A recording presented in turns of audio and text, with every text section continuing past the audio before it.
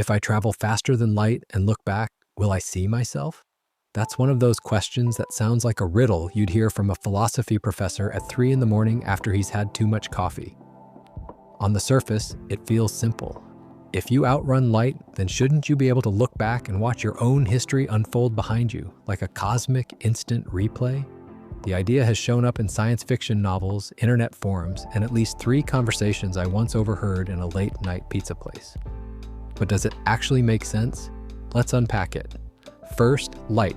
It's the universal speed limit. According to Einstein's special relativity, no information, no particle with mass, no me or you can outrun it.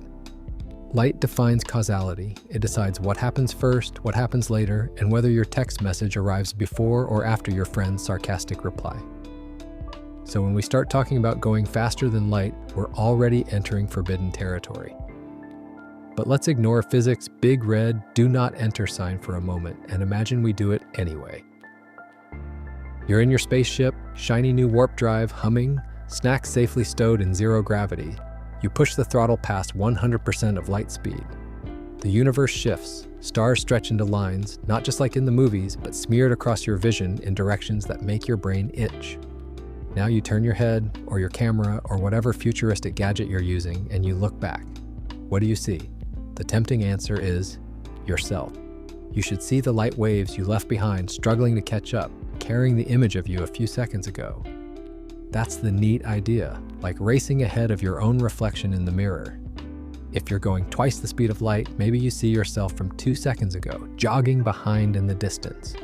Push faster, and it's like binge watching your life in reverse, one photon-delayed episode at a time. It's a poetic vision. But unfortunately, physics is a lot less poetic. Here's the catch. In relativity, going faster than light doesn't just give you a head start on your own photons, it breaks the logic of cause and effect. Events can flip order. To one observer, you're accelerating away. To another, you might already have turned around and arrived before you even left. Faster than light travel doesn't just bend time, it snaps it in half and reattaches the ends with duct tape, which means that looking back might not show you a replay of yourself at all. It might show you, well, something stranger. One scenario, if you truly could outrun your own light, you wouldn't actually see your past self. Remember, what we see is not things as they are now, but the light they've already sent toward us. If you're ahead of that light, no photons are reaching you from behind. That means darkness, nothing, the void. It would be like trying to watch a live stream that hasn't been broadcast yet. You've disconnected from your own optical history. But let's not stop there. Let's suppose, just for fun, that our physics is generous and lets the photons still hit your eyes in some twisted way. What might happen then? Well, you might see yourself not just as you were seconds ago, but maybe in reverse order.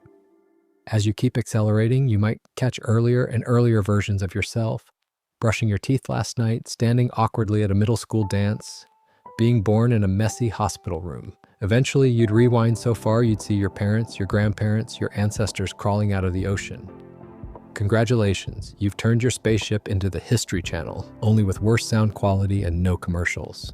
But even this picture has problems. To see your past self, the light needs to travel. If you overtake it, the geometry of space-time tells us something unsettling. You might instead see possible futures.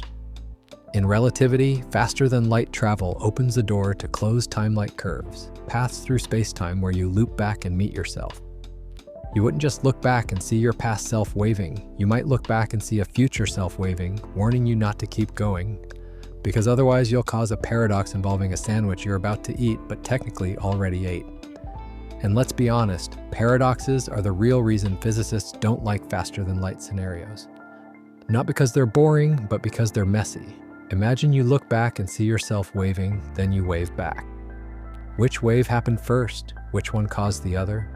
Maybe your wave inspired your past self to wave, which means your action depended on itself in a loop. It's like the chicken and egg problem, except the chicken is traveling faster than light and the egg is screaming through the void at relativistic speeds.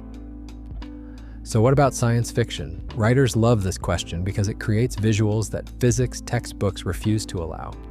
In some stories, faster-than-light travelers look back and see their whole life playing out like a film reel projected behind them. In others, they see distorted, ghostly versions of themselves flickering in and out like bad holograms. And sometimes they don't see anything at all, because the author decided that outrunning your own light leaves you stranded in a kind of sensory blackout, the loneliest silence imaginable. There's also the comedy version. Suppose you do look back and see yourself. Maybe you see not just one self, but dozens of selves, each lagging a few seconds behind, all of them panicking. Because the snacks you packed were only enough for one person. Imagine explaining that to mission control.